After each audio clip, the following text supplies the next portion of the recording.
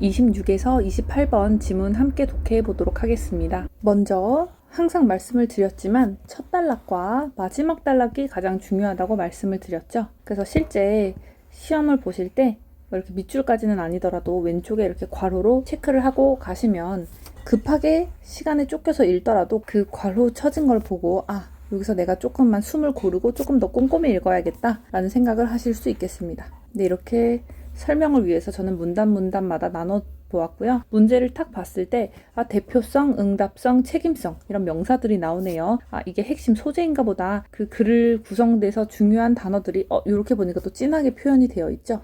네, 요즘 리트에서는 이렇게 표현이 진하게 된 것을 보기는 힘든데 일단 옛날 지문이지만 이렇게 대표성과 응답성과 책임성이 중요한 단어구나 라고 한번 인식하시고 그 다음 27번 민주주의의 공고화를 위해 도입될 수 있는 방안으로 적절하지 않은 것은 민주주의 공고화가 이 필자가 말하고자 하는 나아가야 하는 목적인가 보다, 방향인가 보다. 이러한 목적을 달성하기 위해서 적절한 수단으로 옳지 않은 것은을 고르는 문제네요.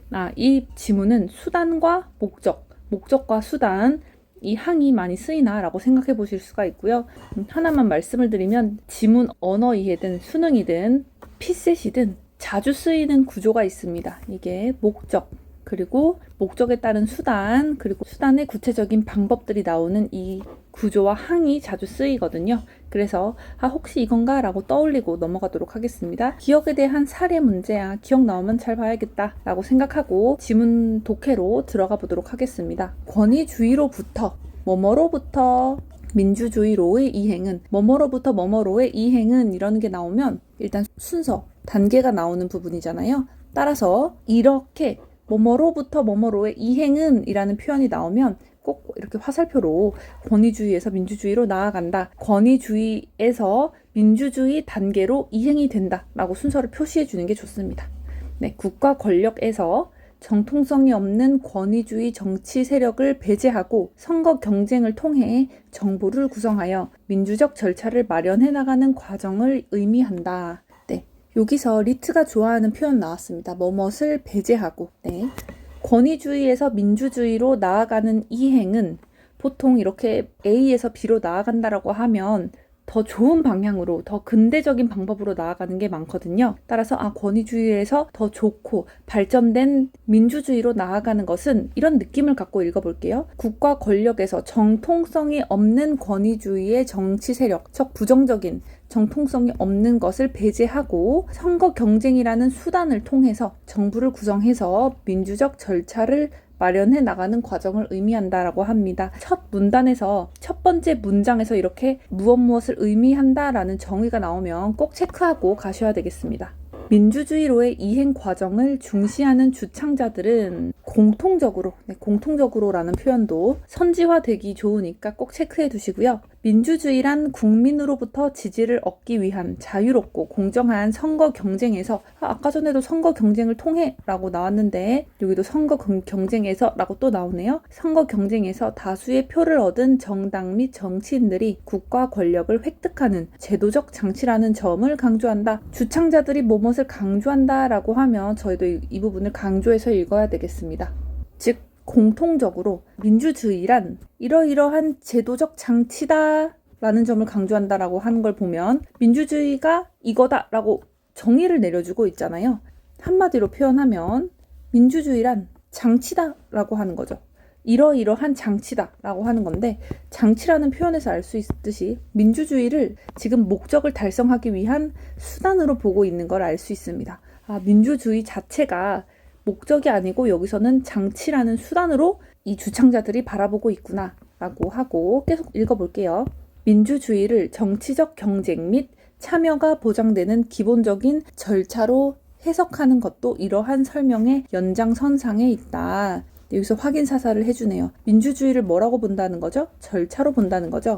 즉 민주주의란 이러이러한 장치라는 걸 강조하고 민주주의를 이러이러한 절차로 본다라고 하는 것은 즉 민주주의는 수단이다 라는 거죠. 조금 더 읽고 계속 구조에 대해서 설명을 드리겠습니다. 이러한 앞에서 말하는 이러한 민주적인 절차 제도로는 투표권, 공무단임권, 자유롭고 공정한 선거, 결사의 자유, 표현의 자유 등을 들 수 있다 라고 해서 여기서 알 수 있는 게 무엇일까요? 일단 목적이 명시적으로 나오지는 않았으나 목적이 있고 그 다음에 수단이 민주주의라는 수단이 있으면 이 방법으로서 투표권이나 공무단임권, 선거, 결사의 자유, 표현의 자유 등이 이 민주주의라는 수단의 구체적인 방법이라는 거죠. 그럼 목적이 이 첫 번째 문단에서는 목적이 뭐다라고 나오지는 않았는데 지금 무엇을 강조한다라고 했던 앞문장을 다시 살펴보도록 하겠습니다. 민주주의란 국민으로부터 지지를 얻기 위한 자유롭고 공정한 선거 경쟁에서 다수의 표를 얻은 정당 및 정치인들이 국가 권력을 획득하는 제도적 정치다라고 하는 것으로 보아 목적을 유추해 볼 수 있습니다. 즉 국민의 지지를 반영한 정당의 권력 획득, 즉 정통성 있는 통치 구조를 확립하자, 이게 목적이구나 라는 걸 생각하실 수가 있고요. 한마디로 표현하면 국민의 의사가 반영되는 정당한 정치, 이게 민주주의로 이행해 가야 하는 목적이라는 것을 저희는 유추해 볼 수 있습니다. 이 목적을 달성하기 위한 수단이 민주주의였고요. 이 민주주의가 수단이라는 걸 알 수 있는 장치로, 즉 장치라는 단어, 절차라는 단어로 민주주의가 수단임을 알 수 있었습니다. 또 뒤에서는 절차적인 제도로는 구체적으로 투표권이나 공무단임권, 선거나 자유 등의 방법이 구체적으로 나열이 됐죠. 첫 문단에서 저희는 목적과 수단, 방법이라는 구조를 잡아낼 수 있었습니다. 아까 전에 문제를 살짝 볼 때 민주주의의 공고화를 위해서 도입될 수 있는 방안을 고르는 문제여서 이 문제를 통해서도 이미 목적과 수단, 방법이 나오지 않을까라고 저희가 예측을 했었거든요. 따라서 이 예측에 맞게 첫 문단에서도 목적과 수단, 방법, 항이 사용됐다는 것을 뽑아낼 수 있습니다. 네, 두 번째 문단 내려갈 때 중요한 점이 뭐죠? 목적과 수단, 방법, 이 항이 계속 누적해서 쓰일 거다. 첫 문단에서만 쓰이고 사라지는 구조는 좋은 지문이 아니기 때문에 이 목적과 수단 항을 계속 끌고 내려가자. 꼭 기억해 주시기 바랍니다. 네, 그러면 두 번째 문단을 계속 읽어보도록 할게요. 하지만 참여 기회가 확대되었다고 실질적 참여가 확대되는 것은 아니다. 이게 무슨 말일까요? 다시 볼게요. 참여 기회가 확대되었으면 확대된 건데 실질적 참여가 확대되는 것은 아니라고 하고 있습니다. 여기서 저희가 핵심을 뽑아내야 되는데요. 이게 진짜 중요한 문장이거든요. 참여 기회가 확대되었다고 실질적 참여가 확대되는 것은 아니다. 여기서 저희가 꼭 기억해둬야 될 것은 실질이라는 단어를 통해서 앞에서 말하는 참여 기회의 확대는 실질적 참여 기회의 확대가 아니라 형식적인 참여 기회의 확대를 의미하는구나. 뒤에서 쓰이는 건 형식과 실질항, 형식과 실질이라는 구도, 그릇을 가지고 읽어 내려가야 하는구나 라는 것을 알 수가 있습니다. 실질적 참여가 확대되는 것은 아니다 라는 말을 보아 이 문장 구조 자체가 대조 구조잖아요. 형식적인 것을 얘기하는구나 라는 것을 저희가 바로 캐치를 해야 합니다. 그래야 뒷문장을 수월하게 읽어나갈 수가 있어요. 네, 계속 읽어보겠습니다. 그리고 정기적이고 공정한 선거 경쟁을 통해 대표와 정부가 구성되고 국민을 대변하는 절차가 확보되었다고 해서 반드시 경제적 균열과 사회적 갈등이 해소되는 것도 아니다 라고 했거든요. 무엇을 통해 라는 걸로 보아서 선거 경쟁, 위에서도 선거 경쟁 되게 많이 나왔습니다. 선거 경쟁을 통해, 선거 경쟁에서 이렇게 하면서 선거 경쟁이 수단으로 많이 쓰였습니다. 무엇을 통해 해 나간다라고 하면 이 앞에 나오는 단어는 목적을 이루기 위한, 목적 달성을 위한 수단으로 많이 쓰이잖아요. 여기서도 똑같이 정기적이고 공정한 선거 경쟁이라는 수단을 통해서 대표와 정부가 구성되고 국민을 대변하는 절차가 확보되었다까지 끝나면 좋은데 확보되었다고 해서 반드시 경제적 균열과 사회적 갈등이 해소되는 것도 아니다라고 하고 있습니다.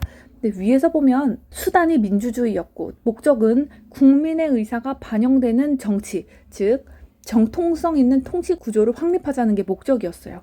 그러면 밑에서 보면 이러한 선거 경쟁이라는 수단을 통해서 대표와 정부가 구성되고 국민을 대변하는 절차 확보, 이게 목적이 아닌가라고 생각하실 수가 있거든요. 근데 이 말 맞습니다. 선거를 통해서 국회의원을 뽑고 이 국회의원이 뽑혀서 정부가 구성이 되는 거잖아요. 그렇게 구성된 국회와 정부가 국민의 입장을 대변하기 때문에 수단과 목적이라는 형식을 잘 끌고 내려와서 이렇게 적용을 했어요. 근데 뒤에 뭐뭐라고 해서 반드시 경제적 균열과 사회적 갈등이 해소되는 것도 아니다라고 하면서 저희가 알 수 있는 게 바로 앞문장에서 형식과 실질의 항을 뽑았는데 첫 문단에서는 목적과 수단, 방법이라는 항을 뽑았죠. 이것을 접목시켜서 읽어나가야겠다라는 힌트를 얻을 수가 있습니다. 즉, 정기적이고 공정한 선거 경쟁이라는 수단을 통해서 대표와 정부가 구성되고 국민을 대변하는 절차 확보, 이게 형식적 목적인 것은 맞다. 형식적 목적을 달성을 한 것은 맞지만 경제적 균열과 사회적 갈등 해소라는 실질적인 목적을 달성한 것은 아니구나. 첫 번째 문장에서 말했듯이 형식적 기회가 확대되었다고 실질적인 문제가 해결되는 것은 아니다 라고 했듯이 똑같이 선거 경쟁이라는 수단을 통해서 형식적 목적이 확보되었다고 할지라도 실질적인 목적이 달성되는 것은 아니다 라고 하면서 첫 번째 문단에서 나온 목적과 수단 항과 두 번째 문단의 첫 번째 문장인 형식 실질 항을 더해서 뒤에 문장을 구성해 나가고 있습니다. 네, 이것을 반드시 캐치를 해야 합니다. 지금 이 리트 지문을 읽어보시면 알겠지만 진짜 과학적이다라는 느낌까지 들 정도로 체계적으로 문장이 구성되어 있거든요. 뒤에서 계속 읽어보면서 설명을 추가적으로 드리도록 할게요. 오늘날 상당수의 민주주의 국가에서 권력 및 자원 배분상의 불합리로 권력 남용과 사회적, 경제적 불평등이 만연하여 갈등과 긴장이 조성되고 있는 것이 이를 방증한다라고 하면서 구체적인 얘기를 해주고 있습니다. 앞에서는 이렇게 일반적인 얘기를 통해서 형식적, 실질적 목적 이렇게 얘기를 했지만 뒤에서는 구체적인 예시를 들면서 조금 더 앞에 설명을 부연 설명해주고 있죠. 즉, 정기적이고 공정한 선거 경쟁을 통해 이러한 수단을 통해서 민주주의 국가라는 걸 이뤘다고 할지라도 민주주의 국가가 의미하는 것은 형식적 목적을 달성했다고 할지라도 민주주의 국가라는 형식적 목적을 달성했다고 할지라도 권력 및 자원 배분상의 불합리로 권력 남용과 사회적 경제적 불평등이 만연해서 갈등과 긴장이 조성되고 있다. 즉, 형식적 목적이 달성됐다 할지라도 실질적 목적은 달성되고 있지 않다는 게 이를 방증한다고 하면서 일반적인 내용을 구체화시켜주고 있습니다. 지금 이 구조에 대해서 살짝 정리를 해보면 수단과 목적이 나오는데 이 목적도 이렇게 형식적인 목적과 실질적인 목적, 이 항을 사용해서 교차해서 항이 사용되고 있다는 거죠. 네, 그것을 한번 깨닫고 계속 넘어가도록 하겠습니다. 그러므로 국민의 참여와 선택에서 연유하는 정치적 대표성이 이런 거 습관적으로 본능적으로 파블로프의 개처럼 뭐뭐에서 연유한다라고 하면 국민의 참여와 선택이 있고 그 다음에 정치적 대표성이 나오나 보다 라고 하는 순서, 단계 꼭 체크해 주시고요. 이게 문제로 바로 직결되지 않더라도 기술 지문, 과학 지문에서는 정말 많이 쓰이는 표현입니다. 또 정치 지문에서도 이렇게 사용하는 것으로 보아서 완전히 습관적으로 몸에 배게 해주세요. 다시 한번 순서는 꼭 기억하자. 위에서도 그랬죠. 뭐뭐로부터 뭐뭐로의 이행, 이런 거는 순서와 단계를 나타내니까 습관적으로 화살표로 표시를 하자. 밑에도 뭐뭐에서 연유하는 무엇 이렇게 하면 순서와 단계를 표시하자. 네, 말씀을 드렸습니다. 네, 이 문장 다시 읽어보도록 하겠습니다. 그러므로 국민의 참여와 선택에서 연유하는 정치적 대표성이 보다 확고히 보장되기 위해서는 이라는 것을 보아서 여기서는 정치적 대표성, 이 대표성을 갖추는 게 대표성을 보다 확고히 보장하는 게 목적이구나 라는 것을 알 수 있습니다. 네, 그리고 사회적으로 취약한 집단들이 정치 과정에 참여하고 대표될 수 있는 실질적인 장치가 확보되어야 한다라고 하면서 장치, 수단에 힌트를 주고 있고요. 앞에서도 실질적인이라는 표현을 쓰면서 사회적으로 취약한 집단들이 정치 과정에 참여하고 대표될 수 있는 게 실질적인 수단이구나 라는 걸 알 수가 있고요. 여기 뒤에서는 이게 실질적 수단이 나왔고 그러면 이 문장을 다시 살펴보면 국민의 참여와 선택, 이게 바로 형식적인 수단이구나, 형식적 수단이라는 것을 알 수 있습니다. 그럼 정치적 대표성을 확고하게 보장하기 위해서 정치적 대표성이라는 목적을 확고히 보장하기 위해서는 국민의 참여와 선택 그리고 실질적인 장치가 확보되어야 한다라고 하면서 여기서도 수단과 목적 그리고 이 수단이 형식과 실질 항으로 함께 교차되어 사용되고 있는 것을 볼 수 있습니다. 뒤에도 계속 읽어볼게요. 또한 정치기구가 자원 배분을 위한 정책 결정 및 집행을 수행하고, 아기가 계속 오네요. 또한 정치기구가 자원 배분을 위한 정책 결정 및 집행을 수행하고 이를 통해라고 하니까 이 정치기구가 수단이네 라는 걸 또 바로 체크를 하셔야 돼요. 그리고 딱 보니까 정치기구네 라고 하면 뭐죠? 형식적 수단이구나. 계속 같은 구조가 반복되네 라는 걸 알 수 있으셔야 됩니다. 이를 통해라는 거는 수단을 나타내는 표현이니까 정치기구는 형식적 수단이다 라는 걸 알 수가 있고요. 실현된 성과와 실적이 국민의 요구에 효율적이고 효과적으로 부응하는 응답성이 마련하여야 한다. 응답성은 실질적 수단임을 알 수 있습니다. 그러면 목적이 뭘까요? 실현된 성과와 실적이 국민의 요구에 효율적이고 효과적으로 부응하는 목적을 달성하기 위해서 형식적인 수단인 정치기구도 이렇게 자신의 역할을 수행해야 하고, 훌륭한 응답성도 마련되어서 목적을 달성하는데 역할을 해야 한다라고 하는 거죠. 네, 두 번째 문단도 끝났습니다. 여기 두 번째 문단에서는 응답성이 수단으로 사용됐네요. 첫 번째 문단에서는 대표성이 목적으로 사용됐는데, 두 번째 문단에서는 실질적 수단이라는 수단으로 응답성이 사용되었습니다. 아울러 선출된 대표가 국민의 완벽한 대리인으로 행위하도록 통제해야 하고, 통제라는 단어 리트가 참 좋아하는 표현입니다. 통제. 대표가 국민의 완벽한 대리인으로 행위하도록 통제해야 하고, 국민의 이익을 위해 일하지 않는 대표는 제도적 장치를 통해 퇴출시키는, 이 말이 결국에 대표가 국민의 이익을 위해 일하지 않으면 이 또한 퇴출하면서 통제하자는 얘기잖아요. 통제란 단어가 쓰였음을 알 수 있습니다. 책임성도 강화되어야 한다. 제도적 장치를 통해 라는 것으로 보아 여기서 바로 형식적 수단임을 뽑아낼 수가 있고요. 통제를 제대로 하는 것이 목적이 되겠습니다. 그리고 책임성은 눈치채셨듯이 실질적 수단이네요. 이러한 실질적 수단인 책임성을 강화해서 통제라는 목적을 잘 달성을 해야겠습니다. 여기서 제가 설명드리고 싶은 게 있는데요. 제가 이 두 번째 문단에서 설명을 드리고 싶은 거는 세 가지입니다. 이 세 가지 꿀팁 꼭 가져가셨으면 좋겠고요. 지금 이 지문에서 가장 중요한 설명을 드리려고 해요. 아까 전에도 말씀을 드렸지만, 첫 번째, 구조에서 많이 쓰이는 구조, 항들은 교차에서 적용이 많이 된다. 교차 적용이 많이 된다. 리트 언어 이해에서 많이 쓰이는 전략이기도 합니다. 지금 여기에서는 형식과 실질항, 또 수단과 목적항이 쓰였잖아요. 즉 이렇게 교차가 돼서 형식적 수단이나 실질적 수단, 그리고 목적 이렇게 나오던가, 또는 형식적 목적, 실질적 목적, 그리고 수단, 이런 식으로 교차 적용이 많이 되니까 꼭 단순하게 형식 실질만 가지고 내려온다거나 수단 목적만 가지고 내려오지 않고 조금 더 확장해서 교차 적용이 되는 경우가 많다. 이렇게 적용하면 지문 이해의 폭이 훨씬 더 넓어질 수 있기 때문에 고정관념을 깨자라고 말씀을 드리고 싶었고요. 두 번째로 제가 드리고 싶은 말씀은, 제가 처음 이 지문을 봤을 때 살짝 갸우뚱했었습니다. 왜냐하면 읽어 내려가니까 일단 이 지문을 봤을 때부터 대표성과 응답성과 책임성이 볼드체로 되어 있기 때문에 세 개가 약간 병렬적이고 일관된 항으로 쓰일 것 같다는 느낌이 있었어요. 즉 대표성을 보니까 대표성이 목적으로 쓰였네? 그러면 응답성, 책임성도 당연히 목적으로 쓰이겠구나. 뭔가 이렇게 병렬적으로 단어들이 쓰이니까, 또 문제에서 봤을 때도 대표성, 응답성, 책임성에 대해서 병렬적으로 묶고 있으니까 되게 일관된 항으로 쓰였을 것 같다라고 생각했는데, 이 또한 고정관념이었다는 거예요. 앞에서 말하는 대표성은 지금 목적으로 쓰였고, 두 번째로 쓰인 응답성은 실질적인 수단으로 쓰이고, 세 번째 책임성도 실질적 수단으로 쓰였습니다. 병렬적으로 일관되게 단어들이 나열됐다고 해서 일관된 항으로 같은 층위로 쓰인다는 고정관념은 버리자라는 걸 두 번째로 말씀드리고 싶었고요. 심지어 같은 단어일지라도 다른 문맥에서는 다른 층위로 쓰일 수도 있다. 그러니까 고정관념을 버리자라는 거 말씀드리고 싶었습니다.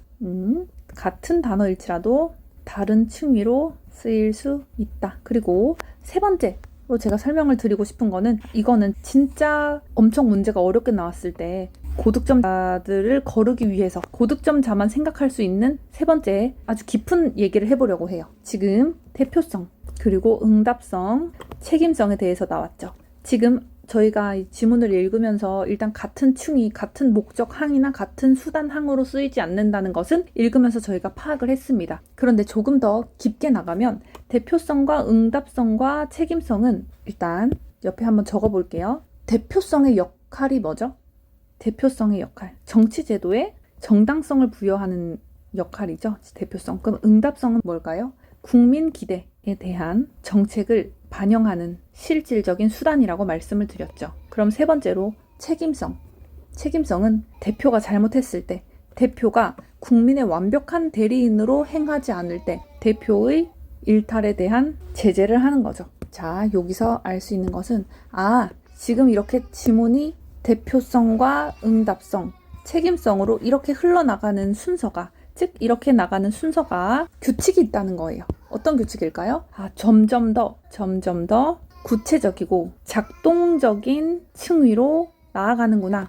즉 대표성은 가장 상위, 가장 일반적인 얘기를 하고 있는 거고요. 응답성은 그 중간, 책임성은 가장 구체적이고 실천적인 표현이고 수단이라는 얘기입니다. 즉 대표성에서 응답성, 책임성으로 나아가는 것은 단순히 병렬적이고 목적과 수단 이 정도의 층위 차이가 아니라 점점 더 구체적이고 작동적인 층위로 나아간다라는 것까지 파악해 주시면 아주 깊이 있고 심층적인 문제가 나와도 다 해결하실 수 있을 거예요. 네, 여기까지 한번 살펴보도록 하고요. 그 다음 문단 함께 읽어나가도록 하겠습니다. 이것은 민주주의가 다양한 국민의 참여를 통하여 사회의 불확실성과 불안정성을 제도화함으로써 자기 지속적인 체제로 확립되어가는 과정, 즉 민주주의의 공고화로 일컬어진다.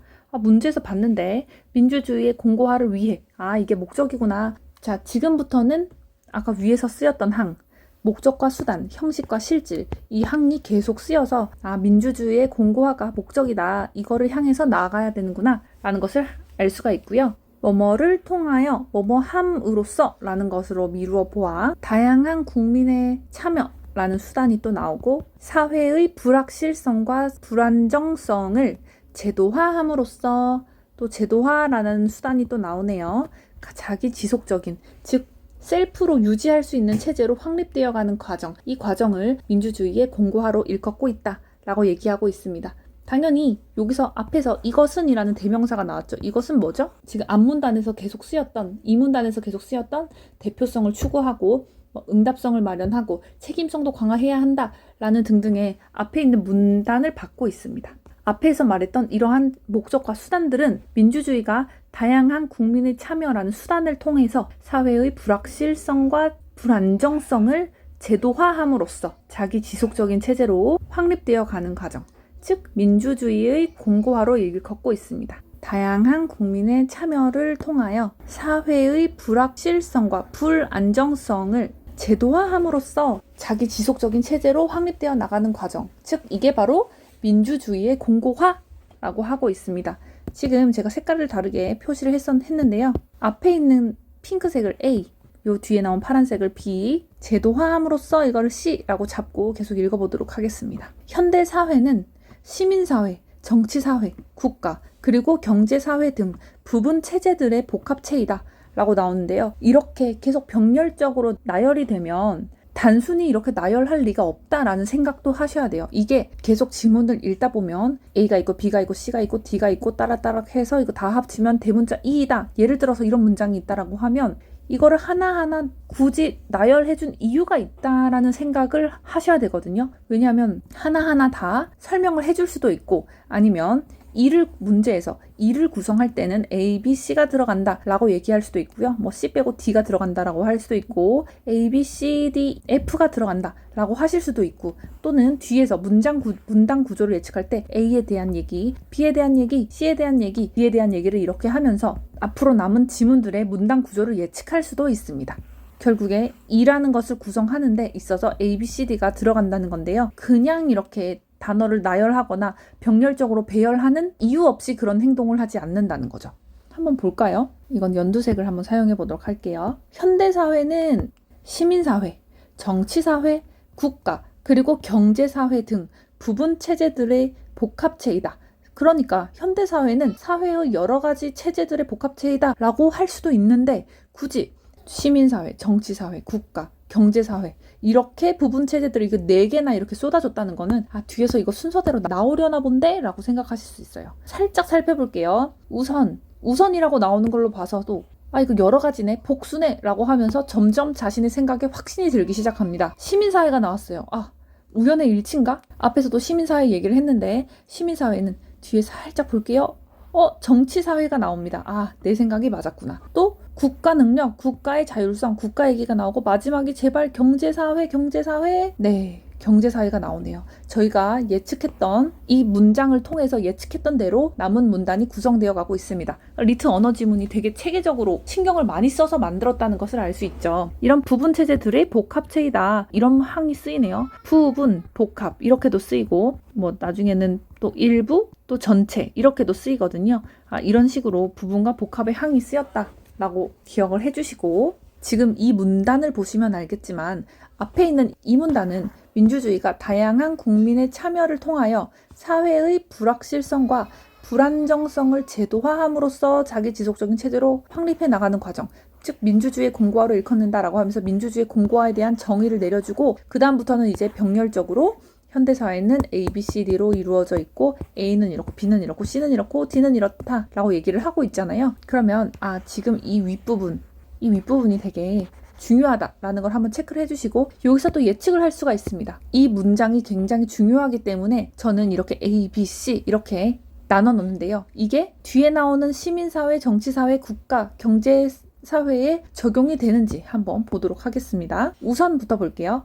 우선 이익 표출 및 집약 기능을 수행하는 시민사회의 결사체들이 보다 포괄적으로 조직되어 협력하는 네트워크 및 사회적 신뢰를 구축하고 이익 갈등을 조정했을 때, 즉 포괄적으로 조직도 하고 협력도 하고 신뢰를 구축하고 이익 갈등을 조정까지 하는 게 바로 뭐죠? 다양한 국민의 참여죠. 네. 그리고 계속 읽어볼게요. 민주주의의 공고화가 가능해진다. 목적 달성이 가능해진다. 사회 구성원 개인과 집단의 이해가 개별적으로 분산되는 것이 아니라 민주주의의 공고화는 여기가 목적이었죠? 요거도 목적 이렇게 체크할게요. 사회 구성원 개인과 집단의 이해관계가 개별적으로 분산되는 것이 아니라 이게 위에서 말하는 불안정성과 불확실성에 대응하는 부분입니다. 또 그러면 C, 제도화되는 부분이 나오는지 살펴볼까요? 자율적인 결사와 제도적 장치 마련을 통해 이런 C라는 수단을 통해 시민사회 내의 요구사항이 취합되어 갈등 조정이 용이하게 될 수 있기 때문이다. 즉 민주주의의 공고화라는 목적 달성에 용이해진다 라고 시민사회에 대한 부분이 정리되고 있습니다.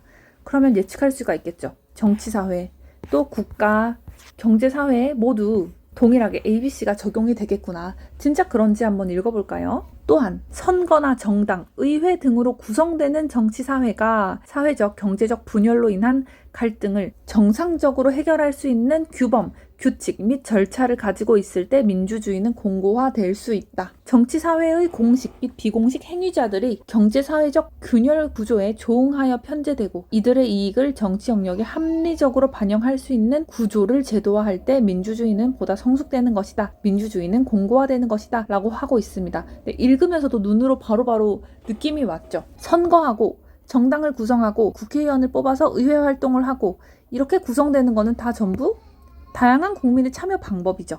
또 사회가 경제적 균열로 인한 갈등을 정상적으로 해결할 수 있는 규범, 규칙 및 절차를 가지고 있을 때 민주주의는 공고화된다고 했습니다.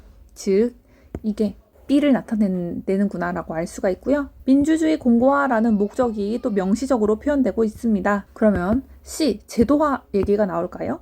정치사회의 공식 및 비공식 행위자들이 경제사회적 균열 구조에 조응하여 편제되고 이들의 이익을 정치 영역에 합리적으로 반영할 수 있는 구조를 제도화할 때라고 하면서 C가 나오고 있고요. 민주주의는 보다 성숙된다. 네, 똑같이 목적을 한 번 더 얘기해주고 있습니다. 민주주의는 공고화되겠구나. 네, 국가도 한번 보겠습니다. 아울러 효과적이고 효율적인 정책 결정 및 집행을 통해 이거 누가 하죠? 다양한 국민이 참여하는 방법이죠. 정책 결정과 집행이요. 이런 수단을 통해 갈등 조정을 시도하는 국가 능력, 그리고 경제적 지배 세력의 갈등 조정. 여기서도 살짝 B가 바로 나오네요. 갈등이 있는데 이 갈등을 조정해야 한다라고 하니까 잠깐 지금 위에 정치 사회 얘기를 조금 더 하면 B가 불안정성과 불확실성이었죠. 이게 요렇게 가야 되겠는데요. 사회적, 경제적 균열, 이게 B에 대응하는 거고 C가 제도화라는 게 여기서 나오는 규범, 규칙 및 절차를 갖고 있을 때 이게 C에 해당하겠습니다. 네, 수정할게요. 죄송합니다. 국가를 계속 보면 갈등 조정을 시도하는 국가 능력, 그리고 경제적 지배 세력의 압력이나 이익으로부터 자유로운 국가의 자율성 역시 민주주의 공고화의 중요한 관건이다. 국가가 특정 세력의 정치적, 경제적 이해를 관철하는 도구적 수단으로 전락하는 것을 막고 합리적인 국가 운영을 통해 구성원의 이해를 통합하는 능력을 키우는 것은 갈등 확산을 방지하여 민주주의를 정착시키는 데 있어서 결정적이다. 민주주의를 공고화시키는 데 결정적인 요소이다 라고 설명을 하고 있습니다. 네, 여기서는 특별히 C가 명시적으로 딱 뭐 편제하다, 제도화하다 라고 보이지는 않지만 이렇게 갈등을 조정하고 압력이나 이익으로부터 자유를 가지면서 효율적인 정책 결정 및 집행을 하려면 당연히 제도화가 되어 있겠다 라고 C가 내재되어 있다 라고 생각해 주시면 되고요. 마지막으로 국가와 시장을 매개하는 경제사회가 자본의 생산성과 효율성을 제고하고 시장 경제의 비윤리성을 치유하는 C가 먼저 나오네요. 복지 제도를 통해 뭐뭐를 통해 라니까 복지 제도라는 수단을 통해 시장 실패자들이 겪는 사회적 경제적 불평등을 완화할 수 있는 사회적 안전망을 경제사회 내의 합의를 중심으로 제도화할 때 합의한다라고 하면 합의는 누가 하죠? 다양한 국민이 참여하는 방법이죠. 경제사회 내의 합의를 중심으로 제도화할 때 쏟아져요. 제도화할 때 민주주의는 공고화된다 라고 하면서 보시면 첫 이 한 문장 그리고 뒤에 나오는 현대사회는 이러이러한 부분들의 복합체이다 라고 하는 이 부분들을 통해서 동일한 문장 구조가 시민사회, 정치사회, 국가 그리고 경제사회에 동일하게 사용된다는 것을 알 수 있습니다. 네. 그리고 이렇게 내용적인 설명과 구조를 보여드렸는데요. 여기서 아까 전에 부분과 복합이라는 항을 봤죠. 또 밑에서 한번 그 위에 시민사회를 보면 개별적으로 분산되는 것이 아니라 취합된다라고 해서 분산, 취합, 통합, 또 뭐 개별, 포괄, 분산 이런 뭐 요소, 개개인의 요소, 복합 이게 다 비슷한 느낌의 항인데요. 이런 게 지금 뒷부분에서 사용된다는 것을 알 수 있습니다. 국가를 봐도 특정 세력의 이해를 관철하는 게 아니라 통합하는 능력을 키우자. 그래야 갈등 확산을 방지해서 민주주의를 고착화시킬 수 있다 라고 얘기를 하고 있고요. 민주주의를 공고화시킬 수 있다 라고 하고 있습니다. 네, 지금까지 분석한 내용을 토대로 문제를 한번 다뤄보도록 하겠습니다. 26번 대표성, 응답성, 책임성에 대한 설명으로 가장 적절한 것은 사실 1번부터 봐도 돼요. 그런데 지금 이렇게 병렬적으로 문제에서는 묻고 있잖아요. 물론 작동하는 층위는 다르지만 일단 문제에서는 병렬적으로 묻고 있는데 그러면 제일 먼저 봐야 할 게 마지막 부분입니다. 책임성, 즉 A, B, C에 대한 설명으로 가장 적절한 것은 또 A, B라는 학자가 얘기한다. 뭐 이 학자들이 주장하는 것 이렇게 물었을 때 가장 중요한 거는 거의 뒷부분에 많아요. 이거는 사실 100%라고 말씀드릴 수는 없고요. 한 70%? 또 시간이 없을 때는 뒤에부터 보자. 왜냐하면 중요한 얘기는 보통 마지막에 하는 경우가 많기 때문에 책임성부터 볼까요? 그래서 저는 이거 문제를 풀 때 대표성, 응답성 말고 어딨냐, 책임성 어딨냐 라고 해서 마지막에 있네 라고 했을 때 책임성은 이렇게 앞에서부터 묻고 있죠. 정치적 책임성은 대의제에서 정치 대표자에 대한 국민의 통제 행위와 관련된다 라고 해서 바로 맞네? 라고 뽑았습니다. 네, 그래도 나머지 선택지, 전체 선택지 한번 같이 분석해 보도록 하겠습니다. 1번, 민주주의로의 이행은 정치적 대표성을 보장하지 못한다. 지문을 읽으면서 저희가 항을 계속 잡고 끌고 내려왔잖아요. 목적과 수단 항이냐, 형식과 실질이냐, 뭐 일반 구체냐, 또 그 항들을 교차적으로 사용해 보기도 하고 뭐 분산이냐, 통합이냐라고 하면서 계속적으로 항을 이용해서 구조적으로 지문을 계속 구조적 독해를 하려고 했습니다. 그 문제도 구조적으로 풀리는지 풀려야 되고요. 그게 적용이 되든지 한번 살펴볼게요. 민주주의로의 이행은 정치적 대표성을 보장하지 못한다. 정치적 대표성이 아까 전에 목적이었잖아요. 목적을 보장하지 못한다? 민주주의가 수단이라고 했습니다. 형식적 수단은 목적을 보장하지 못할까요? 아니죠. 목적을 달성하기 위해서 형식적 수단뿐만이 아니라 형식적 수단만으로는 달성되지 못하는 경우도 있으니까 실질적 수단으로도 보완을 해서 목적을 달성하자라고 얘기를 하고 있었습니다. 보장하지 못한다는 틀린 설명이고요. 2번, 선거라는 수단을 통해 정치 권력의 탄생은 정치적 응답성을 보장한다. 이게 목적이었나요? 아니죠. 응답성도 실질적인 수단 중에 하나였습니다. 목적은 국민의 요구에 효율적이고 효과적으로 부응하는 게 목적이었지 수단이 수단을 보장한다라는 말은 이치에 맞지 않기 때문에 틀린 설명입니다. 3번. 정치적 대표성은 즉 목적은 정치적 응답성보다 책임성 틀렸네요. 뭐뭇은 뭐뭐보다 뭐뭐한다라는 표현은 그런 문장 자체가 없었습니다. 4번. 정치적 응답성은 정치기구의 행위에 대한 국민의 반응을 의미한다. 응답성, 실질적 수단이었죠? 이게 의미하는 것을 물었으니까 한번 여기서 살펴보면 응답성은 국민의 요구에 부응하는 응답성인 거죠. 국민의 반응 자체가 응답성이 아니라 국민의 요구에 대해서 반대로 응답을 하는 거지 국민의 반응 그 자체를 응답성이라고 표현하지 않았습니다. 네, 의미 파악이 틀렸네요. 5번. 정치적 책임성은 대의제에서 민주주의에서 정치 대표자에 대한 국민의 통제 행위와 관련된다. 네, 맞습니다. 정치적 책임성은 통제라는 목적을 달성하기 위한 실질적인 수단이었다 라고 얘기를 했습니다. 정답은 5번입니다. 27번. 민주주의의 공고화라는 목적을 달성하기 위해 도입될 수 있는 방안, 수단, 방법으로 적절하지 않은 것은 1번. 시민사회의 신뢰 구축과 조정 기제를 강화한다라고 했거든요. 신뢰를 구축하고 조정 기제를 강화하는 것은 형식적 수단을 강화하자라고 했으니까 맞는 설명이고요. 2번. 경제사회적 균열 구조를 반영하는 정치 세력화 억제 이런 수단이 있었나요? 이런 형식적이나 이런 실질적 수단은 듣도 보도 한 적이 없습니다. 3번. 시민사회의 활성화로 분산된 이익의 집약 통로 확보 이것도 형식적 수단을 확보하자라는 얘기였고요. 경제와 사회 지도층의 이익 독점을 통제하는 제도 확립, 이 또한 형식적 수단 확립으로 민주주의의 공고화를 위해 도입될 수 있는 방안이 맞습니다. 시장 경제의 부작용을 치유하는 사회적 합의 장치 확충도 똑같이 형식적 수단이네요. 네, 정답은 틀린 설명은 2번이 되겠습니다. 28번 기억이 뭐였죠? 기억이 어딨죠? 네, 형식적 참여 기회가 확대되었다고 실질적 참여가 확대되는 것은 아니다. 이 문제는 형식, 실질, 항 구조를 묻고 있는 문제입니다. 이에 따른 사례로 적절한 것은 이렇게 묻고 있습니다. 이 문장을 한번 가져와 볼까요? 형식이 보장되었다고 해서 실질이 반드시 보장되는 것은 아니다 라는 얘기죠. 복수노조 허용에도 불구하고 노사 간의 갈등은 줄어들지 않았다. 복수노조를 허용하는 형식을 보장해 줬음에도 불구하고 노사 간의 갈등이라는 게 실질적인 참여 확대와 관련이 있나요? 실질적인 참여 확대와 관련이 없습니다. 네, 2번. 피선거권 확대에도 불구하고 형식적으로 확대를 보장해 줬음에도 불구하고 국회의원 당선자 대부분은 재력가였다라는 것은 실질적인 확대는 보장되지 않고 재력가에게 계속 한정되었다라고 해서 맞는 설명입니다. 그리고 기억에 대한 사례에서 조금 더 부연 설명을 하면 여기서 말하는 실질적 참여 확대는 어떤 걸 의미했죠? 파란색은 많이 썼으니까 뒤에서 보면 제가 연두색으로 표현을 해놨습니다. 왜냐하면 대놓고 실질적인 장치 수단이 확보되어야 된다고 했기 때문에 형식적 참여 기회가 확대되었다고 해도 실질적 참여가 확대되는 것은 아니다. 근데 뒤에서 이러한 실질적인 장치가 확보되어야 된다고 했죠.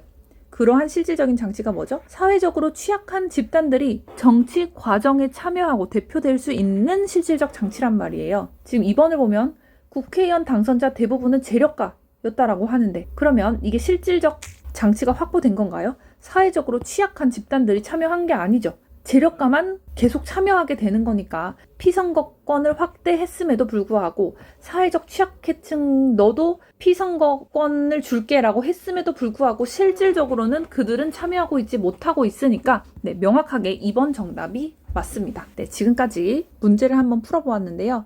이 지문은 공부용으로 굉장히 좋다는 생각이 듭니다. 일단 첫 번째 항에서도 항을 잡고 또 순서 단계라는 선택지화 될 수 있는 힌트를 계속 가지고 내려오면서 장치나 절차라는 표현 또 무엇을 통해 라는 표현을 통해서도 이제 항을 잡을 수 있고요. 제일 중요했던 거는 두 번째 이렇게 교차해서 항이 사용될 수도 있다. 구조와 항은 반드시 하나만 가지고 끝까지 내려오는 것이 아니라 중간에 다른 항도 쓰일 수가 있고 이 두 가지 항들이 교차 적용이 될 수도 있다라고 말씀을 드렸고요. 또 두 번째, 같은 단어일지라도 다른 층위로 쓰일 수 있다. 이것도 핵심이었습니다. 세 번째, 또 단어들이 그냥 병렬적으로 나열될 뿐만 아니라 좀 더 심층적으로 생각해보면 점점 더 구체적이고 작동적인 층위로 나아가듯이 단어를 사용한 방향이 있다. 방향성까지 파악하도록 노력하자라는 그런 팁까지 드리면서 또 마지막 이렇게 뭐 시민사회나 정치사회, 국가, 경제사회 이런 식으로 단순히 나열되는 거는 그냥 단순하게 나열되는 것뿐만이 아니라 나열하는 이유가 있다. 반드시 나열하는 이유가 있다 라고 하는 거고, 이런 것들을 통해서 뒤에 나오는 문장 구조, 문단 구조를 미리 이렇게 발라놓고 읽으면 읽기 편하기 때문에요. 그래서 구조를 파악하기도 더 쉽고요. 날카롭고 예민하게 날을 세워서 문장과 단어를 보자 라고 말씀을 드리겠습니다. 네, 그 다음 지문에서 만나도록 하겠습니다.